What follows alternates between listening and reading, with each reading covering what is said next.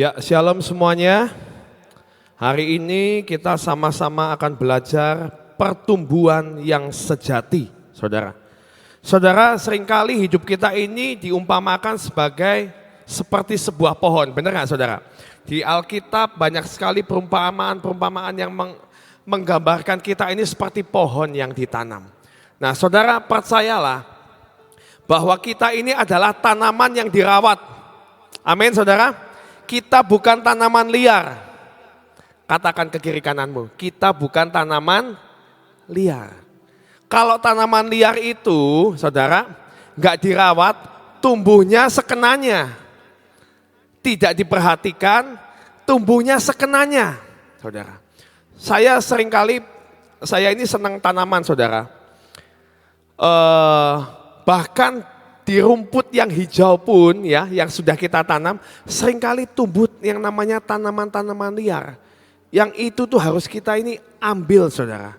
Supaya apa?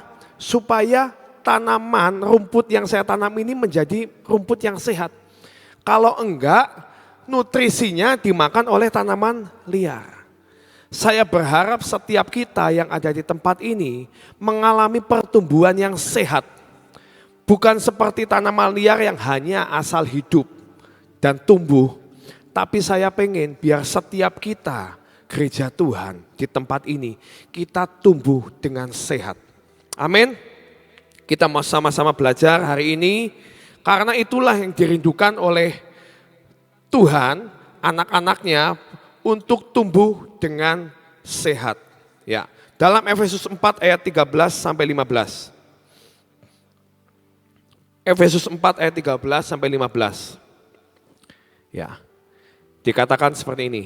Sampai kita semua telah mencapai kesatuan iman dan pengetahuan yang benar tentang anak Allah.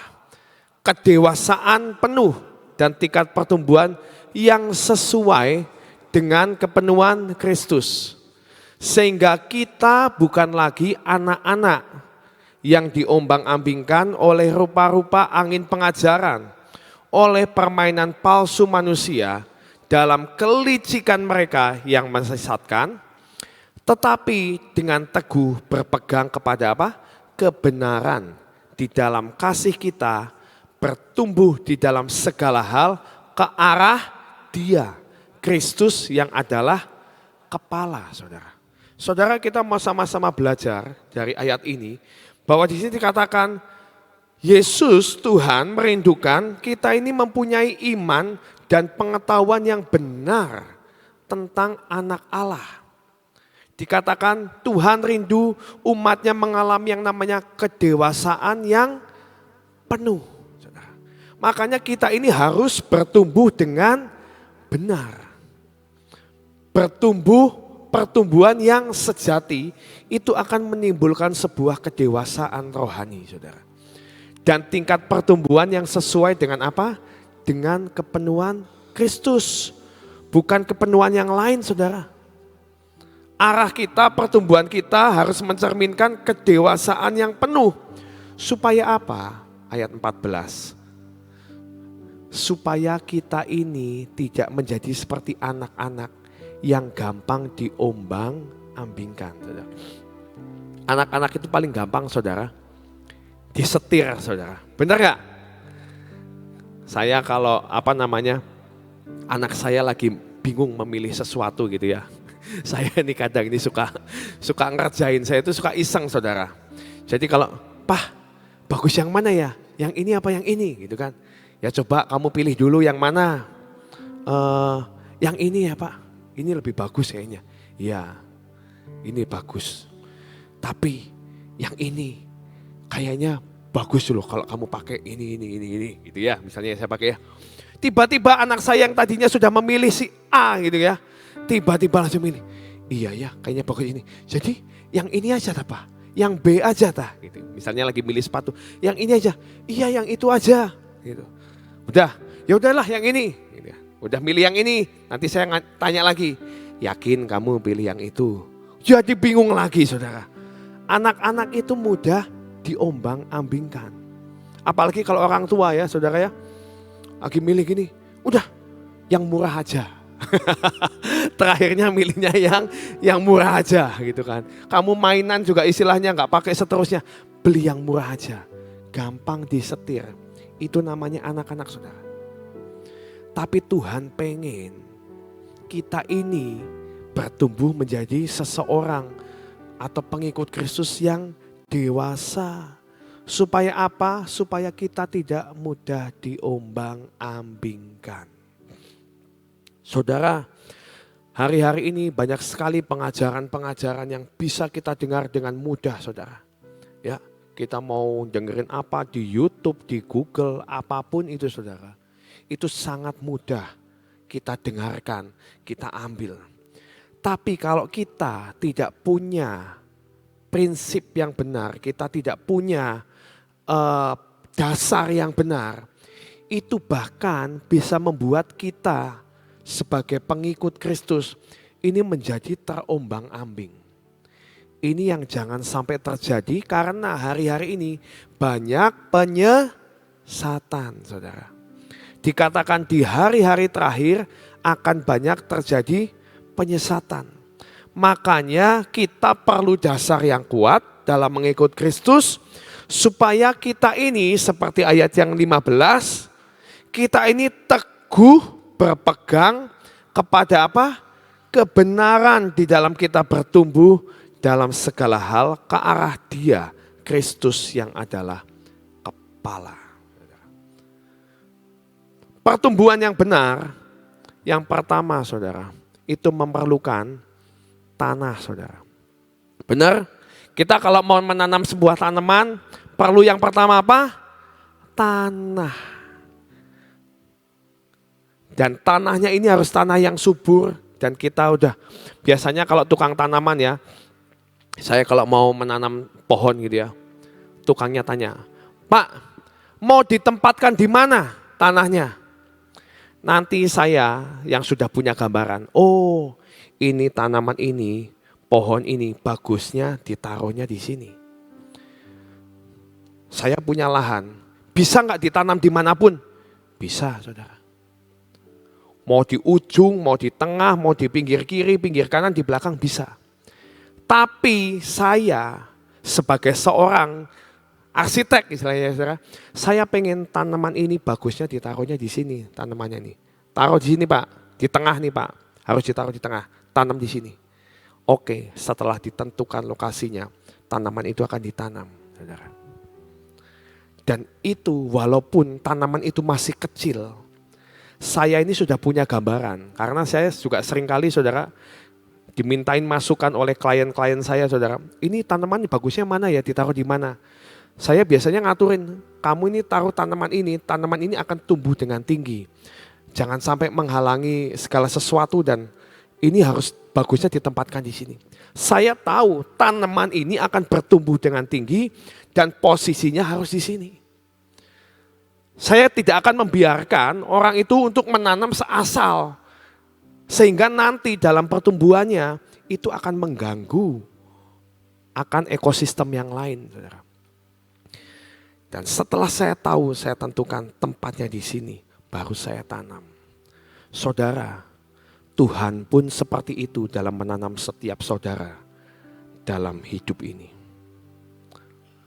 Tanah berbicara tentang tempat kita bersekutu, tempat kita berkomitmen, di mana engkau harus tinggal.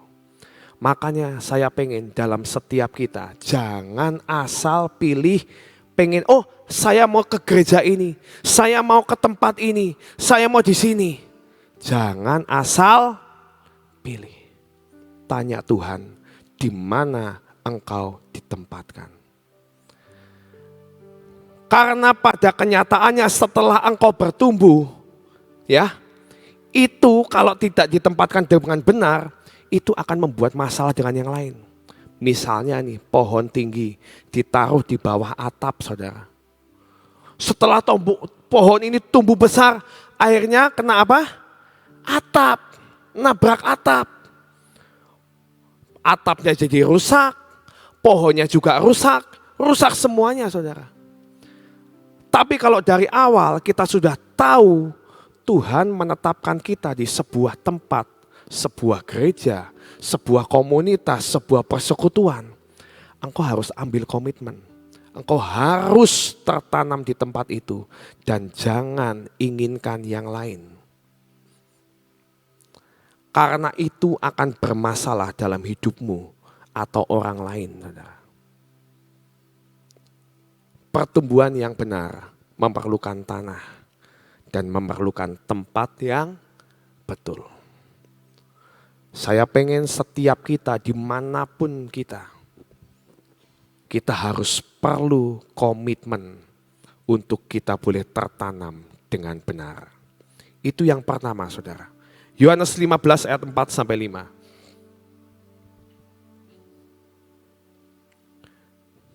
Yohanes 15 ayat 4 sampai 5 berkata, tinggallah di dalam aku dan aku di dalam kamu. Sama seperti ranting tidak dapat berbuah dari dirinya sendiri kalau ia tidak tinggal pada pokok anggur. Demikian juga kamu tidak berbuah jikalau kamu tidak tinggal di dalam aku. Next. Akulah pokok anggur dan kamulah ranting-rantingnya. Barang siapa tinggal di dalam aku dan aku di dalam dia, ia berbuah banyak. Sebab di luar aku kamu tidak dapat berbuat apa-apa, saudara. Saudara, kita ini menjadi ranting yang tertanam dalam sebuah pohon, saudara. Kita nggak bisa, misalnya saudara, kita pengen sebuah mangga yang enak atau apa ya misalnya. Mangga aja lah, kita makan mangga enak banget. Kita bisa nikmati dan kita pengen, saya pengen punya pohon ini. Biasanya kita apa? Mencangkokkan, saudara. Dicangkokkan di mana? Di pohon itu asalnya di mana? Dan dirawat dengan benar sehingga saat nanti bertumbuh berbuah, hasilnya akan sama dengan pohon aslinya itu, saudara. Tapi kalau misalnya kita jadi sebuah ranting, terus aduh saya pengen berbuah manis tuh, seperti pohon ini. Tapi saya nggak mau ada di sinilah, itu kepanasan terus pohonnya, saya nggak suka panas. Saya pengennya yang di tempat teduh aja. Saya pengen berbuah, tapi saya pengen di tempat teduh. Saya nggak pengen di pohon yang sana kepanas-panasan, saya nggak mau lah. Bisa nggak kira-kira? Nggak bisa, saudara. Kita harus mencangkokkan diri kepada pohon di mana Tuhan tetapkan kita untuk bertumbuh. Makanya sebelum tertanam, tanya dulu sama Tuhan, di mana tempatmu? Jangan pernah engkau pengen pindah-pindah, tertanam di sini, lalu dicabut, ditanam di tempat lain, lalu dicabut lagi. Ditanam di sini aja lah, lebih enak. Ini tempatnya baru, lebih enak di sini. Hati-hati, saudara. Engkau tidak akan pernah mengalami pertumbuhan apapun. Dan pada akhirnya engkau tidak akan pernah berbuah. Pilih tanah di mana engkau mau ditanam. Ambil komitmen. Yang kedua, saudara, wadah yang baru. Nah, ini saya punya pengalaman, saudara. Saya ini kira-kira ini udah 10 tahun yang lalu, saudara. Waktu saya ke tempat wisata di Bandung, saudara. Nah, waktu itu saya bayar tiket. Sama keluarga semuanya bayar tiket. Kita sudah menikmati tempat wisatanya enak, sejuk, hutan-hutan semua gitu ya, saudara ya. Bagus, waduh seger. Udah itu pulang. Nah, setelah pulang kita ini masing-masing, tadi sudah bayarkan tiketnya? Ya, boleh ditukarkan dengan souvenir. Saya tukarkan dengan souvenir. Saudara tahu souvenirnya apa? Kita semua dikasih bibit tanaman, saudara. Kecil segini. Ini tanaman apa ini? Ini pohon Pak, ini Pak. apalah saya lupa tanaman apa. Yang satunya kayak Kamboja dan lain sebagainya. Saya milih salah satunya Kamboja, saudara. Kecil, kayaknya lucu kan, Kamboja kalau kecil kan lucu, bagus. Saya tanam lah, saya ambil beberapa gitu. Nah, setelah sampai rumah, saya ini masih kecil, nggak menarik lah saudara ya. Saya cuma taruh ke tukang taman saya, ngomong, nih tolong dipelihara ya, taruh aja lah di belakang sana lah di ujung. Ditaruh, pakai pot kecil karena pohon kecil saudara, ditaruh di situ. Terus udah nih sekian lama, lupa saya punya pohon ini. Sekian lama saya waktu kemarin beres-beres taman gitu ya saudara ya, saya lihat lagi, pohon Kamboja saya masih hidup saudara. Ini kok tanaman kok kecil terus yuk? Iya, ini yang dulu yang bawa dari mana itu? Dari Bandung itu. Ini yang dulu, iya. Saya kasih pot saudara, cuman segini saudara. Pohonnya hidup saudara. Pohonnya hidup, tapi tetap kecil. Hidup. Tapi tetap segini. Tingginya cuma segini saudara. Sedangkan saya ini pernah punya pohon Kamboja. Udah saya tebang saudara. Itu saya piara dari tadinya cuma tinggi 1 tahun. Enggak lama, tidak sampai 1 tahun. Itu sudah langsung tinggi saudara, sampai 3 meter, 2,5 meter, 3 meter saudara. Ini saya hitung sudah 10 tahun saudara. Tanamannya tetap kerdil. Nah akhirnya saya ini saya pengen tanaman ini jadi cepat gede. Yang saya perlu lakukan adalah apa? Saya beli pot yang lebih gede. Pernah nggak saudara menanam seperti itu? Biasanya itu loh, orang kalau dari bibit ditanam sudah tumbuh bibit, itu harus dipindahkan ke pot yang lebih besar supaya tanaman ini bisa berkembang saudara. Pindahin lagi, nanti udah ukuran 30 cm, pindahin lagi ke pot yang lebih besar lagi, tinggi sampai segini, baru ditanam di tanah saudara. Karena kalau masih kecil ditanam di tanah, itu saya kan miara anjing ya saudara ya. Itu bisa habis itu saudara. Apalagi kalau saudara punya kelinci di rumah. Waduh, udah saya pernah punya. Habis saudara, yang ada mati saudara. Perlu yang namanya wadah yang baru yang kita siapkan supaya pertumbuhan tanaman ini makin bagus saudara. Saudara, begitupun kehidupan rohani kita. Saat mungkin saudara sudah jadi Kristen sudah berapa lama? Coba jawab dalam diri saudara. Wah ada yang dari sejak lahir saya Kristen. Dari sejak kandungan pun Kristen, udah didoain saudara. Ya kan? Wah udah puluhan tahun, udah sekian puluh tahun. Kok tanaman saya bantat? Kok saya gak berbuah? Jangan salahkan dulu saudara tempat engkau bertumbuh. Jangan salahkan dulu tanah yang kau taruh. Mungkin kita ini tidak mau memindahkan tanaman kita kepada wadah yang baru yang lebih besar. Apa sih wadah yang baru? Wadah yang baru itu adalah apa? Adalah hati kita saudara. Kita mau baca dalam Efesus 4 ayat 22 sampai 24. Efesus 4 ayat 22 sampai 24. Yaitu bahwa kamu berhubung dengan kehidupan kamu yang dahulu, haruslah kamu menanggalkan manusia lama yang menemui kebinasaannya oleh nafsunya yang menyesatkan. Supaya kamu dibaharui di dalam apa? Roh dan pikiranmu. Dan mengenakan manusia baru yang telah diciptakan menurut kehendak Allah di dalam kebenaran dan kekudusan yang sesungguhnya. Saudara, kita ini harus menanggalkan manusia lama kita dulu. Kalau engkau mau bertumbuh lebih besar, kamu mau bertumbuh dengan sehat, yang pertama kita lakukan, tanggalkan manusia lama kamu.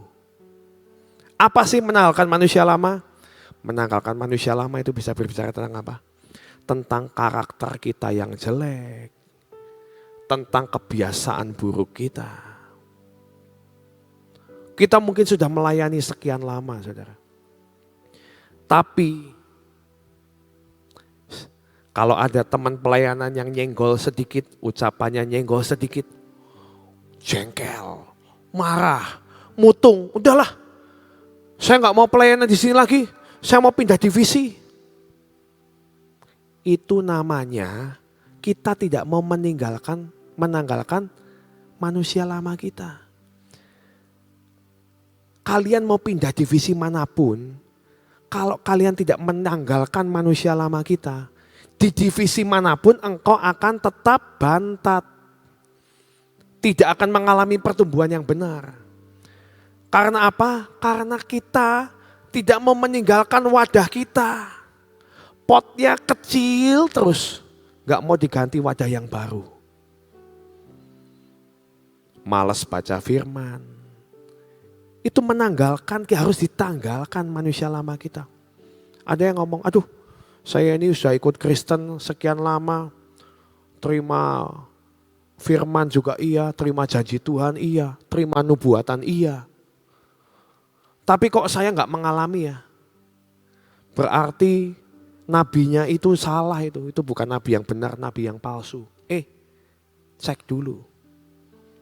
Barangkali kamu masih memakai manusia lamamu. Tuhan itu selalu punya big picture dalam hidup kita. Saat seseorang menanam pohon, dia sudah tahu pohon ini nanti akan mengalami pertumbuhan seperti ini, ketinggian seperti ini, dan akan berbuah banyak dan lain sebagainya. Tuhan tahu hal itu. Tapi kalau kita tidak mau menyiapkan hidup kita sesuai dengan poin-poin atau jalurnya Tuhan, kita tidak akan pernah mengalami hal itu, saudara. Tanggalkan manusia lama. Dan dibaharui dengan pikiran Kristus di dalam roh dan pikiranmu. Mengenakan manusia yang baru, yang telah diciptakan menurut kehendak Allah. Saya mau kesaksian, saudara, tentang pertobatan orang tua saya. Orang tua saya ini dulu bukan Kristen, saudara. Dia masih Kristen-Kristenan lah, saudara. Ya, gitu. Sampai suatu saat orang tua saya ini biasa ya. Kalau sama nenek saya, ya dikasih yang namanya seringkali dikasih yang namanya jimat dan lain sebagainya itu loh, saudara. Walaupun percaya juga nggak percaya gitu loh. Tapi seringkali kan dikasih kantongan dan lain sebagainya gitu ya. Tempel di rumah gitu ya, ditempel gitu. Dan suatu saat setelah orang tua saya ini waktu itu mengalami yang namanya ekonominya digoncang, saudara. Ya, mengalami yang namanya titik terendah. Dan saat itu di suatu hari, waktu itu kalau nggak salah ceritanya di hari Natal, dia nyari itu, aku pokoknya pengen ke gereja.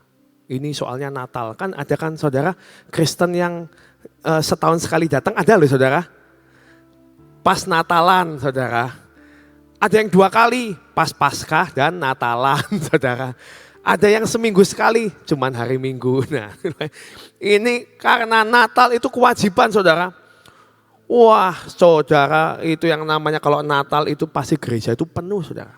Nah ini mama papa saya ini, ayo kita mau Natalan. Mau pergi ke gerejanya. Gerejanya penuh banget saudara. Penuh banget sampai harus duduk di luar. Waduh ini gimana ya, kita mau Natalan duduk di luar ya gak kedengeran apa-apa gitu. Akhirnya muter nyari saudara. Akhirnya ketemu dengan sebuah gereja. Gereja yang tidak terlalu besar, dia ada di tempat itu.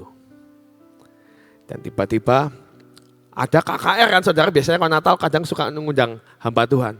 Ada seorang hamba Tuhan, altar call. Marilah engkau yang letih lesu dan berbeban berat, datang ke sini. Mama papa saya datang, saudara, datang. Karena beban berat, saudara. Lagi banyak masalah, ekonomi lagi dihajar habis-habisan. Datang letih lesu kan saudara, orang capek dikejar utang kan saudara. Datang dan dia dijamah oleh Tuhan, bertobat dengan sungguh-sungguh. Apa yang pertama kali harus dilakukan saudara? Itu saudara, masih Kristen lahir baru saudara. Diomongin, dibimbing kan saudara ya. Biasanya kalau di sini Ibu Abigail saudara membimbing. Wah, dicek dulu kamu di rumahnya ada apa nih? Ada apa aja nih? Ada peninggalan orang tua, ada jimat dan lain sebagainya ya. Ingat saudara, oh iya. Saya itu pernah dikasih orang tua saya ini. Itu yang namanya langsung saudara. Diambil semuanya dipilihin dan dibakar saudara. Dibakar saudara. Dan sejak saat itu mama saya terutama itu punya yang namanya karunia penglihatan dan mimpi saudara. Setelah apa? Setelah dia meninggalkan manusia lamanya. Orang yang hidup dalam Tuhan itu seperti orang itu diambil, dibangkitkan dari kematian dan menjadi manusia yang baru. Makanya arti baptisan itu kan manusia lama ditenggelamkan saudara, dikubur, bangkit lagi menjadi manusia yang baru.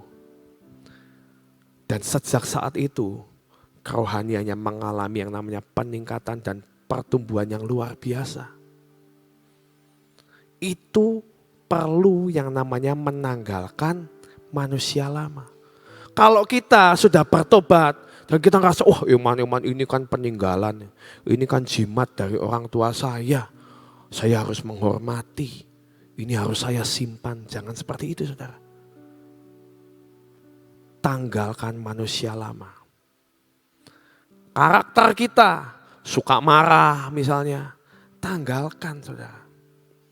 Karena kalau kita nggak menanggalkan, kita tidak akan pernah bisa berbuah. Ya saudara ya.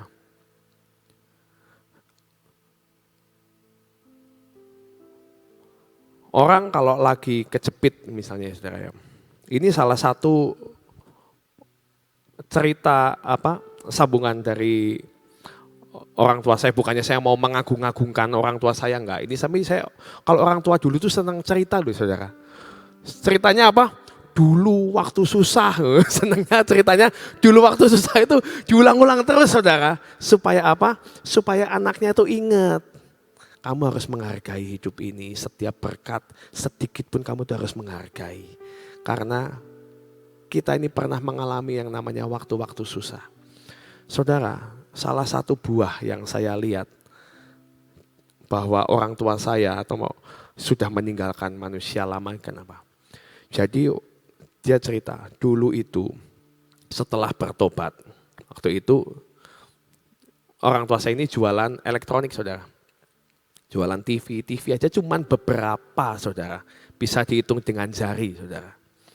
Tapi waktu itu setelah dia mengenal pertumbuhan ada dalam hidupnya, waktu dia mengenal, dia ini digerakkan oleh Roh Kudus. Ayo, ini kamu harus ke gereja nih sekarang nih. Ada ke gereja, oh ya sore udah ke gereja. Mama saya terutama senang kerja saudara. Kalau tutup toko itu susah saudara. Tutup toko jam berapa? Jam 5.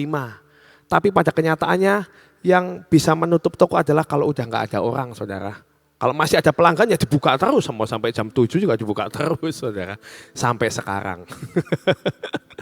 Ya, jam 5 harus ke gereja ya. Tapi di gerak Roh Kudus ini belum laku nih hari ini nih. Dagangan belum ada yang laku. Dia minta, Tuhan kalau ada yang laku hari ini, aku mau persembahkan kepada gereja. Nah tiba-tiba saudara saat mau menutup toko gitu kan. Ada orang datang, saya mau cari TV. Gitu. Oh ya, wah buka lagi saudara, udah mau tutup dibuka lagi saudara. Buka lagi. Akhirnya kejadian, oke, saya ambil TV. Saudara, kalau saudara nih ya dalam keadaan kejepit ya, banyak utang ya, dagangan cuma segitu-segitunya. Kalau dagangan laku, saudara simpen atau saudara persembahkan ke gereja? Seluruhnya loh saudara. Kalau manusia lama, ya disimpan. Ini buat makan, ini buat bayar utang, ini buat apa. Tapi saat hidup kita diubahkan dengan manusia, roh dan pikiran Kristus masuk. Itu seperti Tuhan ngomong, kamu harus menabur benih. Akhirnya si mama saya dengan taat ambil itu hasil jualan toko, langsung ambil uangnya, tutup. Langsung dimasukkan ke gereja, ke kotak persembahan. Dan sejak saat itu, kehidupan ekonominya mulai dirubah. Dibukakan yang namanya ada pintu-pintu yang baru. Dipercayakan oleh orang. Akhirnya tokonya berkembang dan boleh bertumbuh. Dan boleh menghasilkan perkembangan yang bagus. Saat apa? Saat kita mengalami pertumbuhan yang benar. Kita menanggalkan manusia lama kita. Pertobatan yang sejati, kita bertumbuh saudara dengan benar. Dan itu akan menghasilkan buah-buah. Gak cuman rohani kita diubahkan, tapi itu akan berimpact atau efeknya itu sampai ke kehidupan jasmani kita saudara. Saya melihat, saya mengalami, menyaksikan sebagai anaknya, pintu-pintu itu dibukakan dari yang dulunya istilahnya kecepit dan lain sebagainya. Ternyata saat saya melihat orang tua saya melakukan apa yang menjadi kehendak Tuhan, perintah Tuhan, rohaninya bertumbuh, melayani Tuhan, pintu-pintu dibukakan saudara. Rohani bertumbuh, pintu-pintu berkat juga terbuka saudara. Itu yang Tuhan rindukan. Ketiga, kita harus mengalami namanya buah-buah roh. Yang tadinya suka marah, menjadi orang yang punya damai sejahtera. Kita harus bertumbuh menjadi orang yang dewasa. Saudara. Seperti Sion Kid kan slogannya kan apa? Berakar, bertumbuh, berbuah saudara. Orang yang berbuah karakternya akan diubahkan. Kita mau baca sebuah ayat.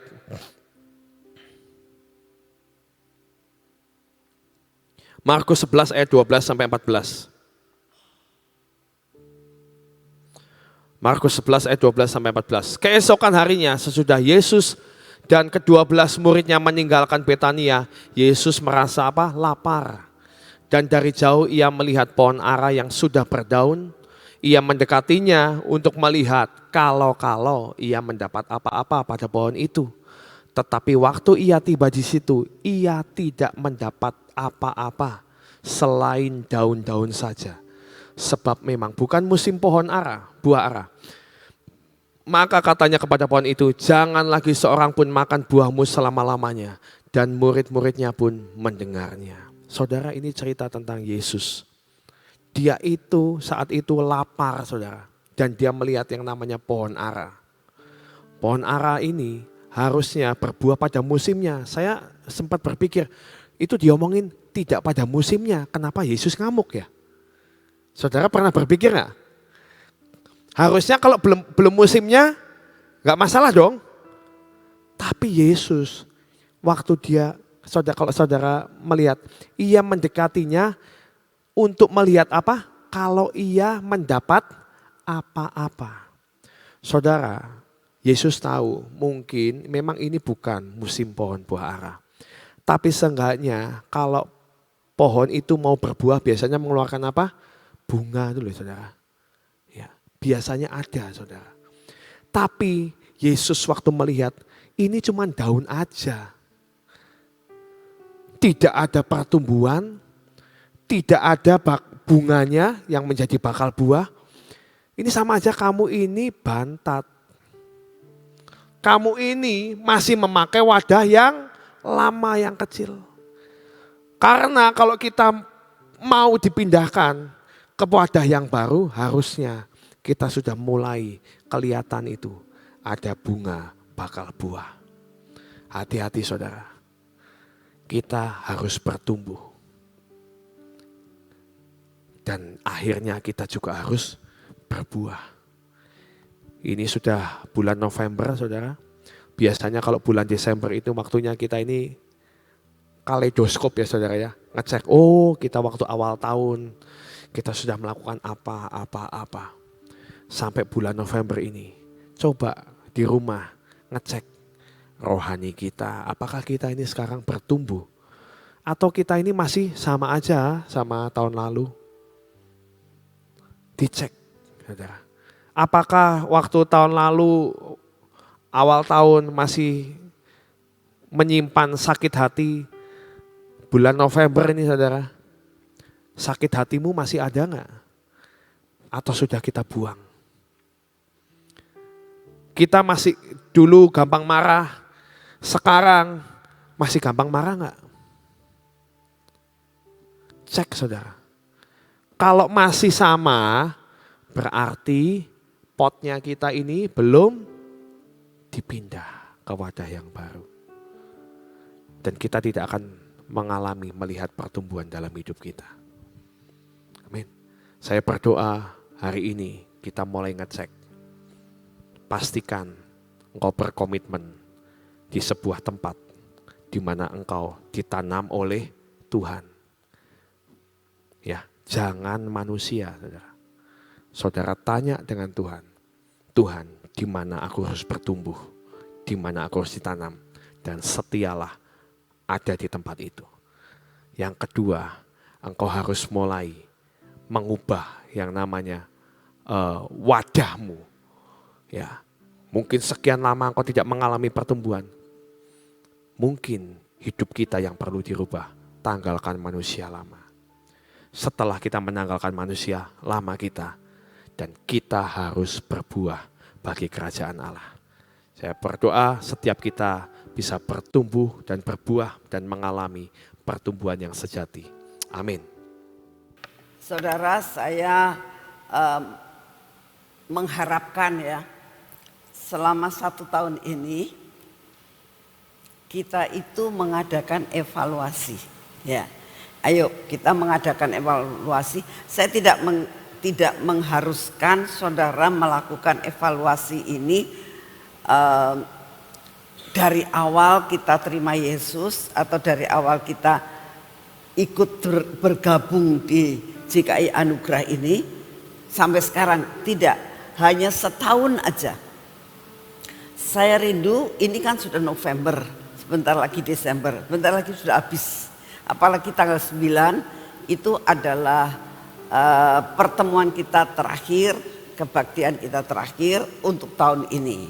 Ya, jadi kita tahu bahwa sudah habis untuk ngadain pertemuan.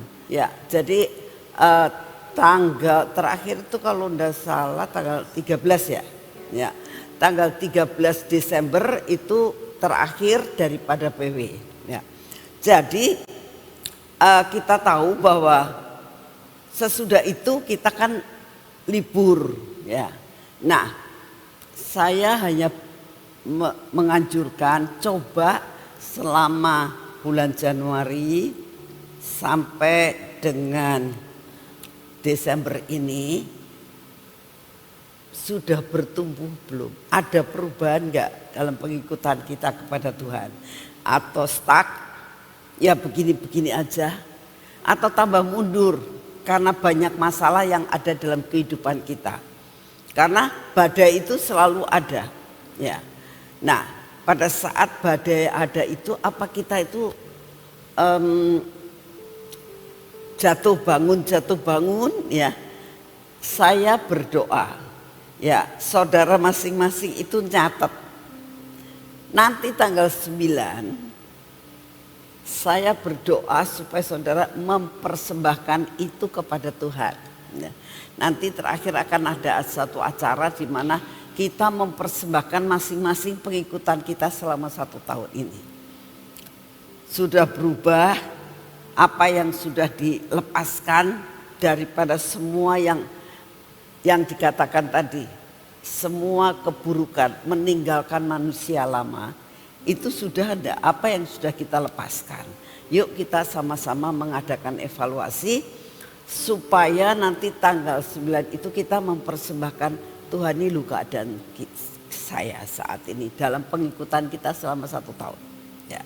Dan sesudah itu kita persembahkan kepada Tuhan, kita minta ampun untuk semuanya, untuk menghadapi menginjak tahun 2026 kita harus mempunyai suatu lembaran yang baru.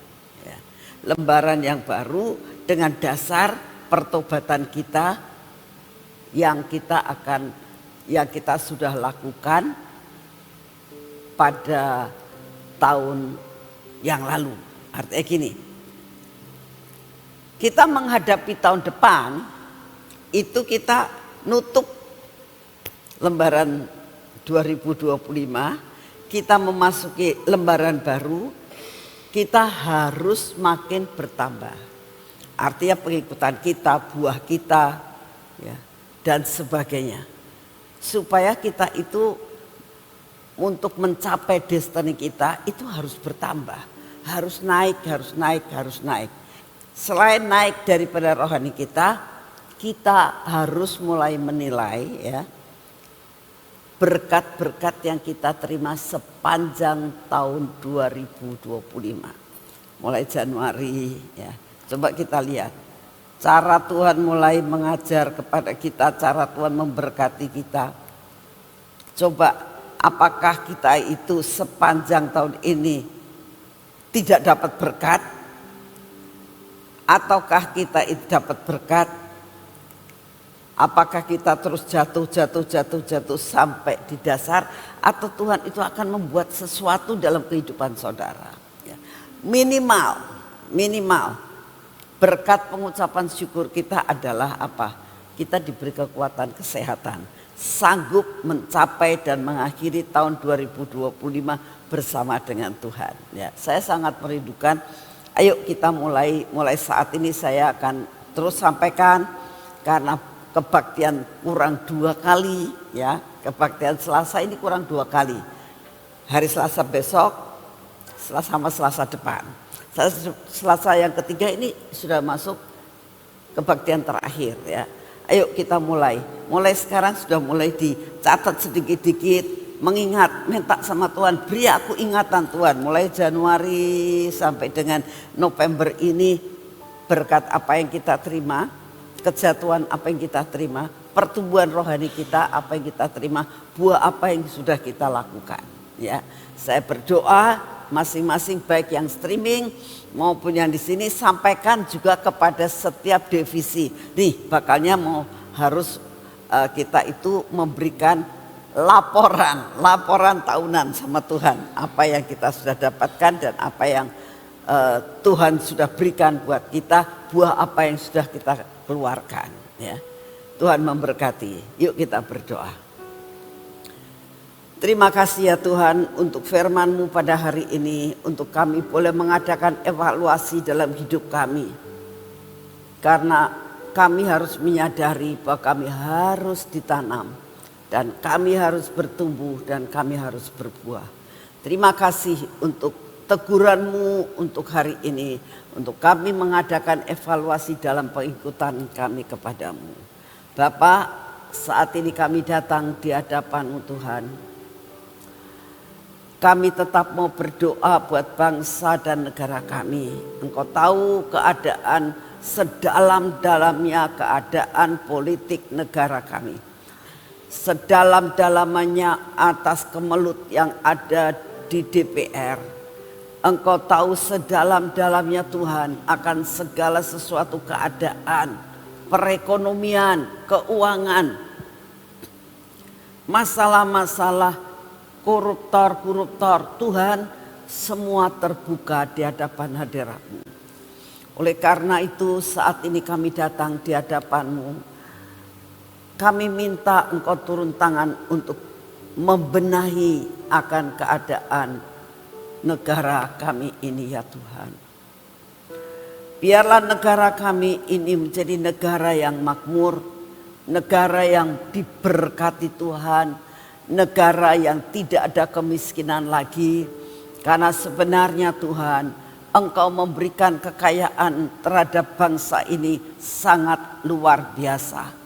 Terima kasih untuk semua hasil tambang, semua hasil laut, semua hasil tanah yang Engkau berkati buat bangsa ini.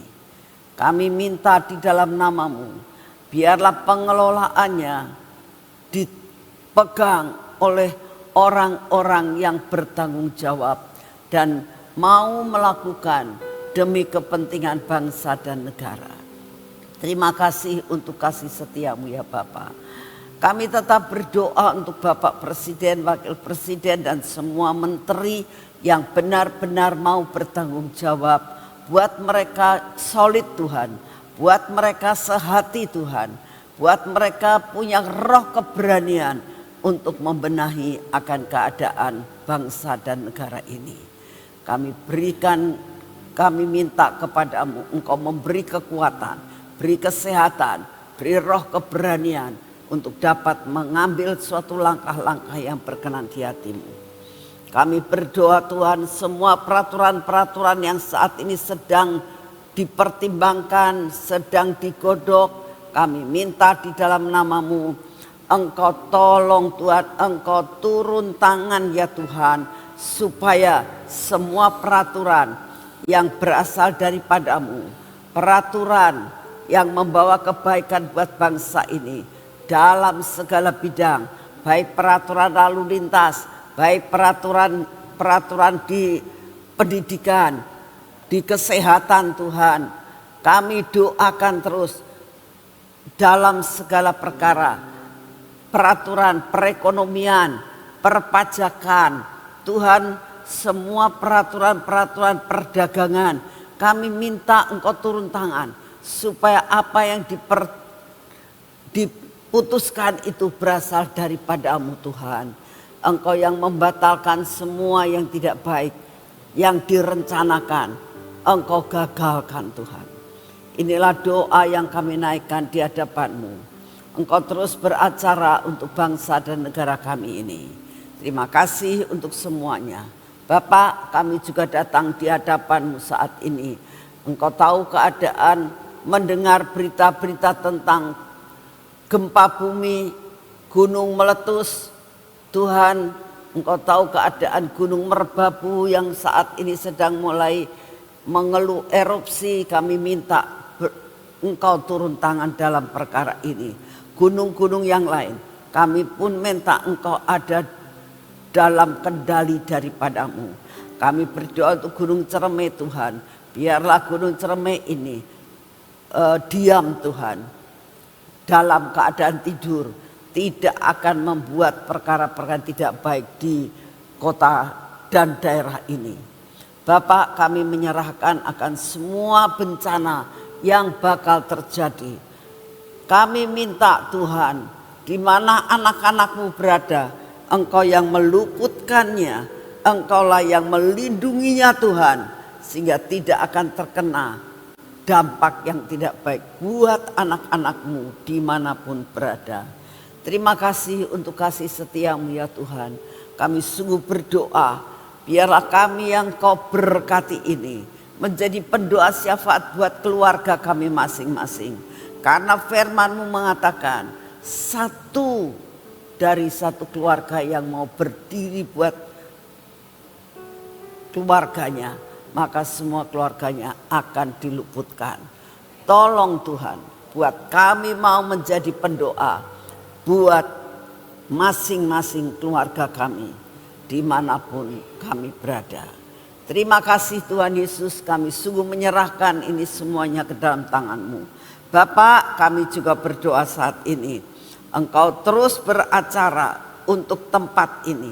Biar semua rencana-Mu jadi, buat kami mengerti Tuhan, bahwa Engkau memberikan benih-benih unggul setiap kali di tempat ini. kami bisa bertumbuh di tempat ini. Buat kami mengerti Tuhan, buat kami boleh memilih yang baik dan tidak memilih yang tidak baik. Terima kasih untuk kasih setiamu. Segala pujian, hormat, syukur kami naikkan di hadapan-Mu. Kami juga minta Tuhan, apapun saat ini Kau izinkan terjadi. Baik Tuhan, Engkau mengizinkan akan semua masalah yang terjadi dalam hidup kami. Sakit penyakit yang saat ini banyak diderita. Kami minta Engkau buat jalan dan Kau datang untuk menyembuhkan. Masalah perekonomian Tuhan, Engkau buka jalan Tuhan Yesus. Masalah-masalah keluarga, Engkau yang mendamaikan. Tuhan, sungguh kami mempersembahkan semua dan semuanya ini ke dalam tangan-Mu. Karena kami tahu Tuhan, bahwa Engkau berdaulat atas tempat ini. Terima kasih untuk semuanya. Segala pujian, hormat, syukur kami naikkan di hadapan-Mu. Engkau memberikan kepada kami kekuatan, kesehatan yang daripada-Mu untuk menjalani kehidupan kami. Dalam nama Tuhan Yesus, mari kita masuk dalam pengurapan.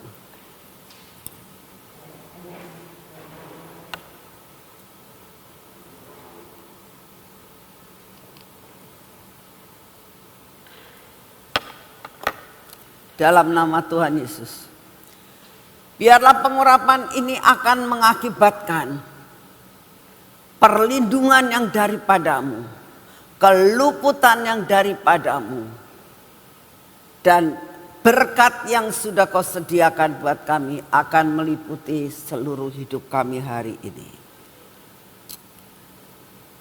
Terus Tuhan, beracaralah Engkau atas hidup kami, berdaulatlah Engkau atas hidup kami. Atas mata kami Tuhan, telinga kami, bibir, mulut kami, dan hati kami ya Tuhan. Biarlah sungguh-sungguh hari ini kami berjalan bersama-Mu, melakukan semua pekerjaan kami bersama-Mu. Semua yang tidak baik Tuhan Kau hancurkan, Kau memberkati tangan kami. Biarlah kami dapat melakukan semua pekerjaan kami dengan tangan kami ini.